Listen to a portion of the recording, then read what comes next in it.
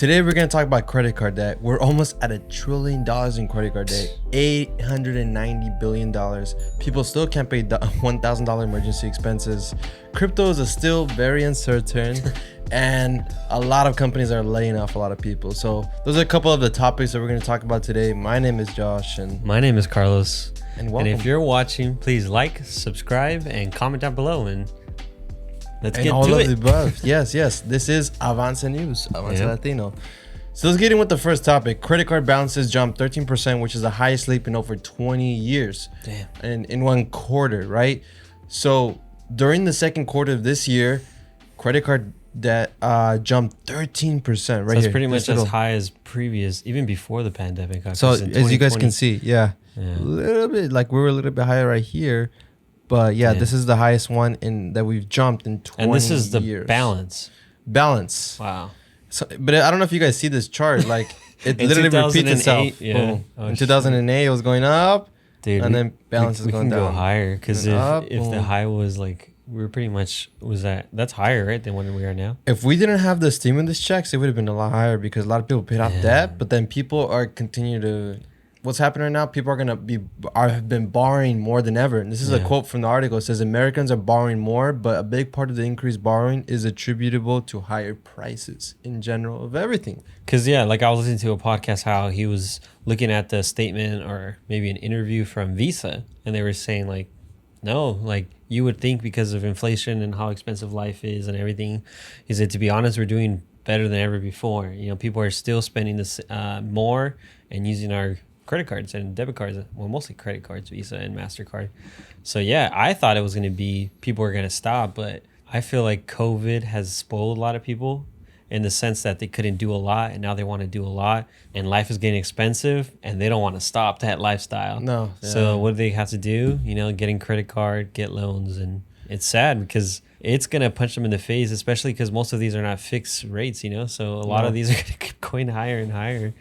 Like how we talked about this in the last episode, how, I probably paid double for a iPad that was originally $600, but I didn't pay it off on time, and I probably was paying $1,000. Yeah, I think that point you said that people, everything's gone up, gas, food, everything's gone up by a lot, but people haven't really lifestyle changed their budget somehow. Especially if you're okay, you're still saving, whatever, you're okay. You're investing, you're saving, and whatever. You just pay a little bit more for gas. But if you're really tight on money and you were already breaking even, and now you're still living the same lifestyle, but you're definitely negative every month. So it's like I've told you this, where I was at a gas station 2-3 weeks ago, and I drive a 2002 Avalon because of the reason that I want to save money. I'm always desperate to get a new car because it's 2002. It's a really old car compared to the technology now there is, but I was at a gas station and this lady comes up to me and she has a brand new Infinity, really nice shoes, Gucci bag, I think some branded t-shirt, not like this on Pumas. I got the TJ Maxx for $8. Hopefully she was the same, actually, now that I think about it. But she was asking me for money. And I was just like, lady, you're wearing your money. I can easily tell that her shoes are at least $400. It's like those expensive Yeezys. So at least $400. And that's the thing, she'd rather get the shoes and be like, hey, do I have any gas to go to where I'm going? I think she was going to work. It's like, oh, man. That's tough. Lifestyle inflation, it really creeps up on you, man. It literally creeps up on you. So it's important, guys. If you guys are watching, make sure you're paying off your credit card balances. Don't keep swiping. Swipe, because I'm always going to use my credit card for everything. Yeah. But remember swipe to pay it off. If you know. Swipe or no swiping, like Dora. Make sure to pay off that debt, though. If you're continuing to pile up on that credit card debt, now's the time to pay it off because interest rates are going up. Let's talk a little bit about crypto. 3 different topics. Well, I guess Robinhood wouldn't really count it, but whatever. So Solana, which is a cryptocurrency, we're going to talk about that. We're going to talk about MicroStrategy, which is a company that invested heavily in Bitcoin. Let's talk about Solana first. Solana, like I said, is a cryptocurrency. It's one of the top ones. Yeah, you could say it's within the top 5 or the top 10. It's a competitor to Ethereum. Okay. And Ethereum is basically the second after Bitcoin. So recently, I think it was today or yesterday that the 8,000 digital wallets, exactly how that sounds, a digital wallet, that's literally what it is. It's like a bank account. Yeah, like a bank account, were drained of just over $5.2 million. That sucks. Which they're never going to see again. Because it's not like money in the bank where it's backed by something, right? If you lose it, if it gets scammed out of your money, it's gone. It's you're never getting it back, basically. The interesting thing, the point, I don't want to just share this just to share, but just to make you guys aware that be aware what you're investing into, especially when it comes with crypto. It's not that we're like people that we don't believe in crypto or skeptics. Really believe in it. We believe in it, but it's like the dot-com era. It's early stage. There were so many companies, and many companies failed and disappeared, and we don't even know where they are now. Even like companies like AOL that did survive, they don't even exist anymore. There's only a few. Google's one of them, right? I think AOL still exists, but it exists, but no one uses it, right? No, it's an afterthought. Even Yahoo. I know. My dad's the only one I know that has that email. My girlfriend's like, sorry. MSN, like there's so many that people don't use them anymore. But it's very important. There's a lot of not just crypto scams, but there's companies that are legit companies. Like Solana is a legit company, but they get scammed. They get people hacked, and it's part of the process of crypto needs to go through this, even though it's hurting a lot of people. Because if they had their life savings, retirement, or whatever amount of money, and they lose it, one, they're gonna lose faith. Hopefully they don't become suicidal if they had a lot of money and they lost it all. But sadly, crypto has to go through this because there's too many companies, and also they got to get all the bugs out. Like, how is this still happening where you lose your money? It's supposed to be decentralized and all this stuff. It's like, what's up with all the security? Supposedly they're supposed to compete with banks, but you don't see this happening in banks. No. So it's like, if they truly want to go and say like this is going to be the new digital currency and the new currency of the world, and how everyone's going to use this for transactions, blah blah blah. This happening almost happens every other month. People are not gonna trust it. And this happened right after there was an incident where $200 million was hacked from this company called Nomad Blockchain Bridge. So yeah, like he says, happens all the time, and it's sad. Yeah, it's like if they really want to compete, the currency, the banks are probably looking at this like, this is not gonna happen anytime soon. Yeah, they got to figure this out before we can actually fully adopt it or make our own digital coin or whatever they want to do. So that's important, guys. If you're investing into crypto, make sure what you're getting yourself into, and just know that it's not backed. The majority is not backed by anything, so you're not guaranteed anything. Nothing is. Just like a stock investment. If you lose money in the stock, you're not like, oh yeah, let's give you your money back. It's the same concept. Next thing is MicroStrategy. MicroStrategy is a company. It's a software company, yeah. And the Michael Saylor, who was the CEO, he had to step down. Obviously, they said for many reasons, but one of the biggest reasons is that the company reported a loss of almost $1 billion, so $918 million on Bitcoin holdings in the second quarter. So they lost almost $1 billion. Crazy what's going on right there. But he's definitely one of the biggest crypto bulls, or Bitcoin specifically. Maxis, like those people that call. That's all he cares about. He doesn't even talk about Solana, Ethereum. He says like, those are not important. Bitcoin is the one to rule them all. So, damn, I wonder like how bad it got that I know a lot of people are saying like he didn't get like turned down in a bad way. Like he's just stepping down because he wants to do his whole focus on Bitcoin. But I still feel like his whole focus is Bitcoin. Like every podcast he's into, that's literally all he does. Like every week there's a new podcast by him talking about Bitcoin. But damn, like almost $1 billion lost. Almost. Yeah, we'll see if they sell. That's a lot of people are saying like, okay, now that he's not gone, is the company going to be still as a crypto bull like Michael Saylor now that he's not? Because I think he's still going to be a chairman, so he's still going to have a say in what happens in the company. Yeah, it should be interesting what happens there, and what could happen to other CEOs in the same space and that are heavily invested into Bitcoin, for example. Well, what is it? Square, what's his name that stepped down to Twitter because he wanted to focus mostly on crypto too? Jack Dorsey. He's another one that also stepped down from Twitter because he wanted to focus mainly on Bitcoin, which he's trying to build. I forgot what the company is, Square, but now he changed the name also because he wants to focus fully on Bitcoin. Interesting. A lot of different things going on with cryptocurrency right now, and it's not cryptocurrency, but well, they're famous from crypto. Yeah, the crypto guys, the GameStop guys, all those people. So the Robinhood, which maybe your kids know about, this app where you can download and start investing right off your phone. The CEO said that they were going to reduce their headcount by 23%. They're going to lay off 23%. And most of these people are going to be in operations, marketing, and program management. So it's important roles. It's not just like random roles. No. Operations is important. Marketing is important. Program management. Wow. And this comes after they already had laid off 9% of its workforce in April. And yes, some of it can be because of scare of recession.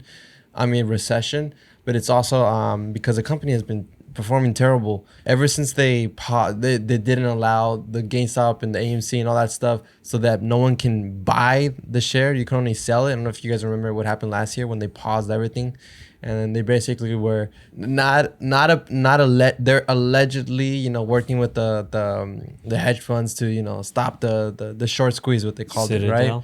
Citadel and all these other companies. It's just allegedly, not exactly, but whatever, right? Mm-hmm. And ever since then, they've just been a lot of people don't like them anymore because of that. Because it says Robinhood, and people are saying they're literally robbing the hood, the people, because at the end of the day, the ones that lost the most are a lot of people. Because they were stuck holding the bag, right? Yeah, because they wanted to give the name as Robin Hood, like the iconic story of, this stealing guy. From the poor, the rich. Stealing from the rich to give to the poor. Yeah.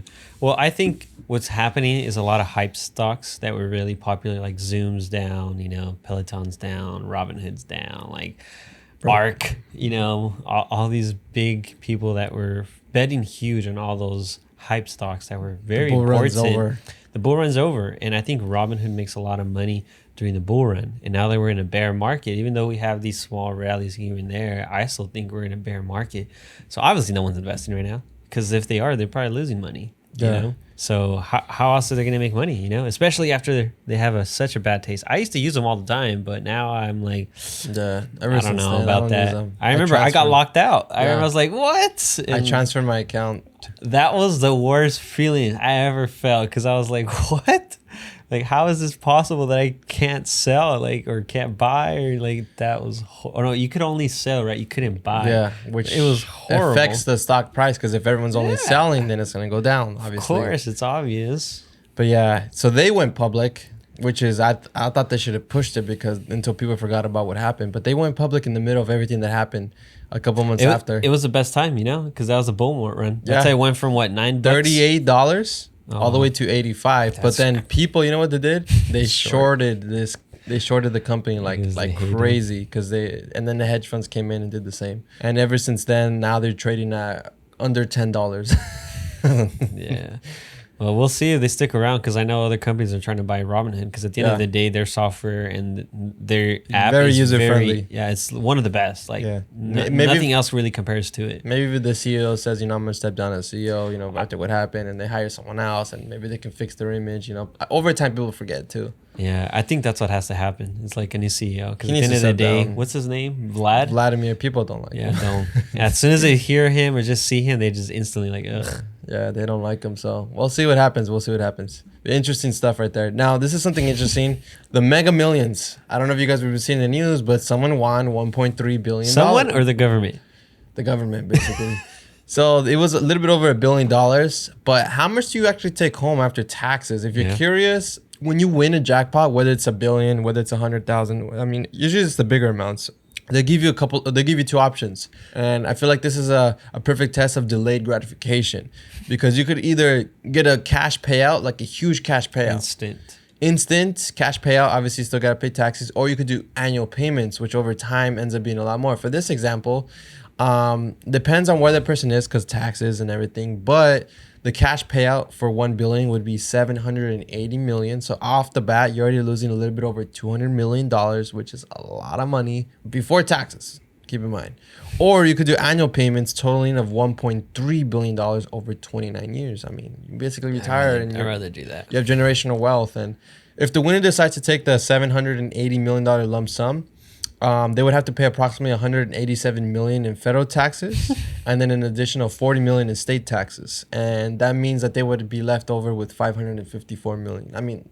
That's still a lot of money. Like $500 million. That's a lot. Yeah, but it went from 1.3 to 5. I know. But if you do the annual installments, at the end of it, you would get a little bit under $1 billion. You would get 949 million over 29 years, which comes out to a little bit over $30 million. I believe $30 million a year. A year. No, $32 million a year. I would rather take that because at the end of the day, like 35 million is a lot of money. It's a lot of money. It's not like, oh man, you know, I can't do anything. You can do a lot with that money. And also, I feel like lifestyle will creep up. And if you get that all money, like I'm pretty sure there's a stat out there. We've heard these stories that people win millions, less than a couple of years later, they're broke, if not worse than what they used to be. Because, yeah, it's a lot of money, and that's life-changing money. Even that, like, what is it, 500 million? That's life-changing money. Yeah, 554.6 million. The only way that this would be smart, because what I'm thinking about inflation and everything, yeah, this is half of this, but it's 30 years. The only way that it would be smarter to do this is if as soon as you get this lump sum, you put it into investments like real estate and stocks. You'd end up having like $3 or $4 billion in 29 years or more, $5, $6, $7 billion. So a whole lot more. Do a lot. But the most people don't do that. They get this and they spend at least half of it on stuff. Yeah, they party, get cars, travel the world, you know, expensive luxury items, you know, that do they really need? And they don't think like, oh shoot, yeah, this is money's not going to continue growing. No. Yeah, technically, if you're smart and you like say, okay, they give me 554, I'll live off of 10% of that, 50 million, and then the rest is put into investments. And by the time I'm, you know, like retired, 50s, 60s, I'll have like $5, $6, $7 billion. So technically, this is smarter getting the payout if you invest it right away. But most people don't do that. No. They don't do that. No. And it's also when you win that much money, who can you go to that you trust? You know, because at that point, all your closest network are going to be like, bro, I have this perfect business idea, or I know exactly how to do with it. And maybe some might have the right intention, but you'll be so scared to trust them because you never know what they're going to do. I feel like a lot of these people that would make millions don't show their face because they're scared. You know, they don't like, nope. Friends or family, no one. I don't want anyone to know. Do we know from where the person won it? I think it was Chicago. Okay. I mean, Illinois. I think it was Illinois. So whatever the taxes are there in Illinois. Illinois. If you're watching this and you did take out, you know, the sum, you know, we are a 501c3 nonprofit. We accept donations. Okay. Yes. Yeah. Shout out to you for winning. But also be smart with your money. If you are be smart with your money. Yeah. And if you guys ever win lottery, just know that there's taxes to be paid. Right. Taxes, and you can choose how you pay out. But yeah. Speaking about money and everything, $1,000, not a lot of money, right? After we talked about 900 or $1 billion, $1,000 is nothing, right? Well, it is for a lot of Americans because less than half Americans have enough savings to cover $1,000 expense. Only four out of every 10 Americans have enough savings to cover an unplanned expense of $1,000. And $1,000 is easily just a simple little thing that happens in your house. Your tires all need to be replaced, and they need to be aligned and everything. That could be a couple $100 already. That's $400 right there. Yeah. Boom. Depending on your car, you know. Tires, and then you got to change the oil, and then you got to do health, you know, if you don't have insurance and. Or you get laid off like the pandemic. Like, how did you not go through the pandemic and either you or someone you know lost their job, you know, and not be like, oh my God, I need to have a plan if this ever happens again. It's crazy. And here's how most people would, 44%, so 4 out of 10 Americans would pay an emergency using their savings, right? Other people, 20% would use a credit card and pay it off over time, which would be super expensive because credit cards are like 25% interest. So you're literally, I don't even want to go into it. It's just a lot of money. Choice. So whatever. Or they do it by cutting off other expenses, or they borrow from family and friends. And lastly, they take out a personal loan, which is the worst of all because the personal loans have really high interest rates. And you know that life. Yes, I do know that life. So this quote was taken from the article that the reliance on borrowing is still high, with more than 1/3 of households having to turn to a credit card, personal loan, or family and friends in the face of unplanned expenses. 1/3 of households. So if it was me, Simon Jr., one of us would have to turn to one of those things in order to pay for that $1,000 expense. Like how we say, I think most of the people that I know don't really plan for the $1,000, you know, because they're still around my age where they're 20 or 30. So they think everything will be fine. I have that check coming every day, you know. That's, like I said in the previous podcast, I hated that life when I used to be like that, living check by check. It was the worst.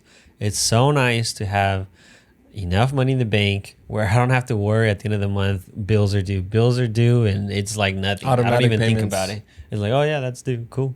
It's so much better life like that. Yeah, it's so much better. And hopefully, if you're watching, you do have an emergency fund. If you don't know what it is, it's basically all your monthly expenses that not going out to eat, but like rent, your car insurance, your health insurance. Calculate that.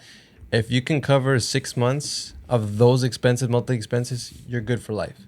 Because in 6 months, you could rebound. You lose your job, 6 months, you get a new one. You car breaks down, you can't work, or you get hurt, you will recover. In 6 months, you're good. Yeah, it's zero stress. It's like car insurance. You don't need it all the time, but whenever something happens, it's so nice to have that. That's the same thing. Like my girlfriend sometimes talks about it. Man, it just sucks that it's just sitting there, But like, hey, it's there for a specific reason. Once you have that money, I would say push to a year. Once you're able to do 6, all right, try to do a year. And once you have that, the rest of your money, start investing it, start figuring out other ways to make that money grow, and then forget about this other money. That's you just leave it and forget it. For life, just leave it there. If you never end up using it, well, it's not like it's millions of dollars. It's just enough to cover expenses. And you're not wasting it; it's there. No, you're not wasting it. Yeah. And emergency savings by generations. This is an interesting chart. So Gen Z, which is I fall into there. I'm 24. 42% of them would be able to cover $1,000 expense. Millennials, his age, only 41%. Not that far off, but that's still funny though that you guys are doing better. A little bit better. Like obviously, millennials are probably paying rent. They have bigger expenses, but they're also making more money. Yeah, or married. So technically, they live technically together, so they should be better off. They should be better off because Gen Zs are maybe some of them are still living at home, but they're $15 an hour jobs wage, and that's in California. Other states are a lot less.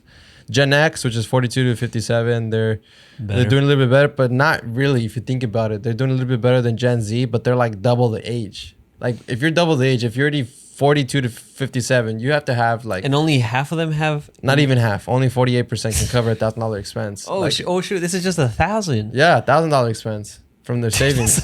That's really bad because by the time you're 42, like you still haven't saved 1,000. That is crazy. Yeah. And then by the time you're 58, 76, only 44%. So it drops a little. So it's like, dang, so barely when they hit almost 70 years old, that's when they're barely halfway $1,000. And people ask us why you teach about financial literacy. This is why. This is why. And why the basics. This is why. We don't got to teach people how to stock trade. No one needs to learn that. They need to learn how to save $1,000. That's what they need to learn. Save and budget their expenses. Live within their means, please. If you can do something in life, do that, and you'll be good. Live within your means. Talking about numbers. All we talk about here is numbers. Disneyland. I don't know. Anyone here like Disneyland? Are you guys a fan of Disneyland? Well, Disneyland, their prices for their tickets have been up close to 4,000% in the last 50 years, which is more than wages, more than rent, more than gas. So with that, and during this time, almost 4,000%. So 40x, right? Well, in the same time, within the span of 50 years, wages have only gone up 1,000%. So 4 times less, basically. So what does that tell you? That people 50 years ago had it easier. A lot of stuff was a lot cheaper. So who are these people? These are the boomers, right? That say, yeah, how do you not afford to buy a house? How do you afford to do this? How do that? Well, sir, ma'am, back in the day, you could survive off of one salary. Normal salary, not $100,000 a year compared to salary, just a regular salary. You're getting paid good. You're able to pay your mortgage, go on vacation once or twice a year, afford kids. 2 cars, have 3 or 4 kids. Way more kids than people are having now. People are only having 1 or 2 kids. Back then, 3 or 4 or 5. That's what guys are called the baby boomers. Because you guys had a lot of kids. So it's really unfair to say the argument, millennials and Gen Z, they're not buying houses. They don't care. I don't know. They need to work harder. They need to work harder, right? In my age, at your age, I already had a house and this and that. Yeah. And the funny thing is all these baby boomers are the ones in charge of our government, of our laws. So they got spoiled and grew up in an era. Yep. I don't want to sound rude, but they grew up in the best era where everything was a lot easier. And now they're trying to make us be like, hey, man, you need to do this, do that. It's like, bro, or dude, or lady, you grew up in a really easy time where, Disneyland was probably, compared to our money, probably like at least $25, right? A ticket or less? Maybe less. I don't know. So it's like, if Disneyland was $25, I would go. It's like, sure, $25, that's not bad. Probably a lot less than that, but... Yeah, it's crazy how much things have gone up and our wages haven't matched that, And I don't know. I really don't know what's going to happen because, they're not going to raise wages to match 3,000, 4,000%. That's insane. Of course not. A lot of businesses will go out. You know, mom and pop stores would not be able to pay that salary. I don't know. That's crazy. It's crazy. It is really crazy. You know, you want to see like a meme stock? Look at freaking the cost of living is the biggest meme stock. Well, the reason for this too is the dollar has lost its value. A lot, yeah. And that's also something that we have to point out. It's also because the government has done such a bad job of budgeting and managing and understanding, you know, what happens when you print too much of something. It's like this, you know? You get $30 water bottles. Or their churros are like almost $10. I forgot how much they cost.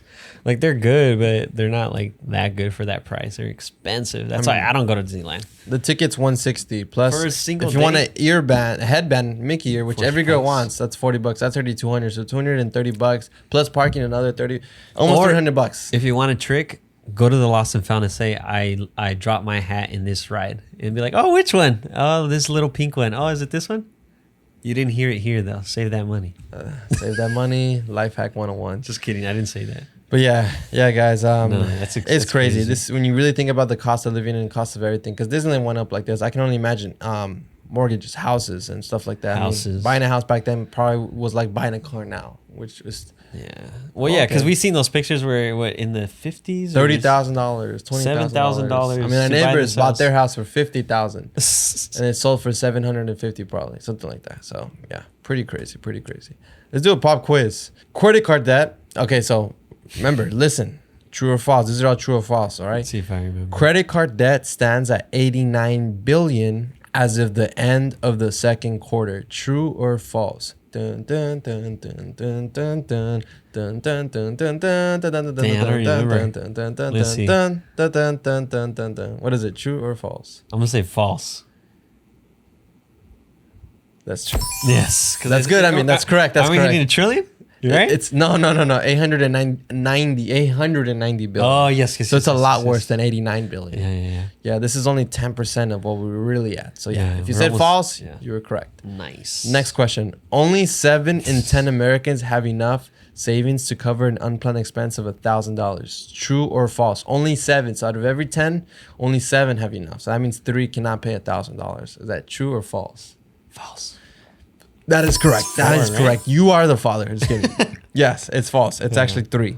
Oh, no, it's 4. It's 4. Less than half. Yeah. It's 4, which is it's gotten a little bit better, but it's still really bad. I mean, that would have been good if it was 7 out of 10. That's like, that's like, okay, 75. We're getting there. I don't know. We got to get there, you know. Last one. Disney prices are up 38.71, so almost 4,000% in 50 years. In the same time, wages are only up 2,500. So 25 times. Is that true or false? True or false? True. I think all of these are false. False. Yes. Yeah. I think that's like 1,000, right? Yeah, 1,000. Yeah. 1,000%. Nice. Yeah, they're all false. If you got them all right, let me know. We will give you a prize. I'm just kidding. There's no prizes. Your prize is you like this video. Like this video and subscribe. That's our prize. Now, we talked a lot about money. Let's talk about some stuff that's happening, I mean, with our health, you know, because, I mean, health is wealth, right? Let's talk about what's going on now. While I'm drinking a shake. Yeah, while he's drinking a shake, exactly. I need to watch my diet. So COVID-19 and monkeypox, you know, who would have thought, right? So COVID-19, obviously the same stuff's going on. If you want to get the vaccine, it's available to Are we going to have a health fair soon? Yes, which I'll announce and give you more details. So COVID, all that, you know, there's a lot of places where do it for free. If you want to do COVID test, you want to do COVID vaccine 100% free, but there's places that charge you for COVID test. Still, that's crazy. And people don't know it. Yeah, don't pay for it. I mean, if it's up to you if you want to, but there's like, we have, you know, thousands of COVID take-home tests, you know, so we know. Reach out. We know. You can reach out to us. Now, going into monkeypox, because you might be asking, look, I watched monkeypox on Univision or on TikTok, and what is this? How do you say monkeypox in Spanish? I don't know. Changopox. I don't know. Comment down below if you know. Monkeypox, this is some background. Monkeypox was first identified in 1958 at a laboratory in Copenhagen, Denmark. Oh, wow. And unlike the COVID virus, the virus that causes COVID-19, monkeypox is not as readily transmissible. So you know how COVID, you know, someone has COVID and you're sitting next to them, you most likely have COVID, right? Yeah. But with monkeypox, it's not like that. You have to be like rubbing each other, especially because with monkeypox, you get like these little like these little dots or pimples. Yeah. I haven't really seen the images, but I think you showed me some. They look like blisters. It's like chicken pox almost, yeah. It looks pretty bad. Yeah, if you get it, it's pretty noticeable if you get it, especially around your face. So yeah, so it's mostly with physical contact, right? But here's something that's interesting that it's very unclear why. Between April and June of 2022, 98%, so literally almost all cases or all infections in 16 different countries were in men who have sex with men. But it's unclear why this is the case. It's not like it's a sexually transmitted disease like AIDS and during the AIDS epidemic, but this is literally something that to straight men who didn't have any sort of contact like sexually, but they just rubbed each other, can give it to each other. Dude, don't rub me right now. Oh man, I just gave it to him. But yeah, so this is like crazy. And like literally, and we're in an San epicenter, Francisco right? is an epicenter. They declared an emergency, so it's like it's not like. But it's not going to spread like COVID if I'm reading this correctly, because it's not as readily. It has to be very close physical contact. Because COVID was so easy to spread because it's just in the air. And then the Omicron was even more spreadable, and the one that's right now is probably even more spreadable, but it's not as deadly, which is a good thing. It's every time it gets less and less deadly. Is monkeypox deadly too? I'm not sure how deadly it is. Or I can't believe it's been around since 1958, so it's been around since forever. It's just it's just getting a spike recently. It dwarfs, I guess. It dwarfs. Wow. Yeah, and what a coincidence during COVID. Like so many questions, right? It's like wow. I wonder why they give it the name monkeypox. It came off a monkey, I believe. No way. It was some monkeys that were traveled to Thailand. I didn't put the whole story, but yeah, so it's like that's where it started and all that. So it's like almost like a movie, how they showed in the movie. So like this is a type of virus that's transmitted from animals to animals, animals to humans, etc. Like COVID-19, that's a movie title, and then the sequel is Monkeypox. Like, I could see that. Yeah, COVID-19 is gonna be a movie, and then Monkeypox is the sequel. Yeah, perfect. But yeah, so interesting fact. And hey, be careful, scientists do not know why. Yeah, be careful out there. Yeah, be careful out there. Make sure that people don't have monkeypox. You don't wanna get it. No. So yeah, Junior mentioned that we're having a health and resource fair, una feria de salud y recursos. So we're gonna be having a backpack giveaway, and it's gonna be a first come first serve basis. At first, I thought it says sorteo de micheladas. Oh no, de mochilas. Micheladas. No micheladas, but mochilas. So if you come here early, it's gonna be on August 13th. It's not this Saturday, but the following Saturday from 11 a.m. to 4 p.m. This is the address. If you need information, let us know. Message us. These are some of the people we're gonna be coming, because it's not just backpacks we're giving away. Bikes. We're gonna be doing blood pressure and glucose screenings free.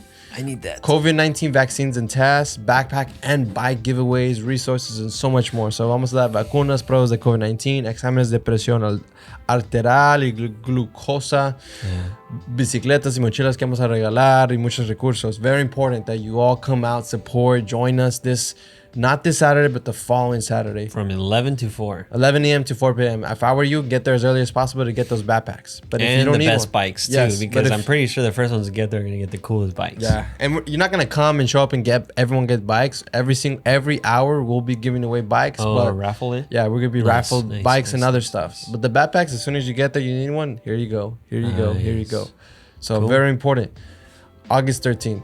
And if you want to contact us, you can contact us via email, jadencona@dioscdc.com. You should put my phone number there. Okay, I'll put your phone number, your personal number, so they can text you at 4 in the morning.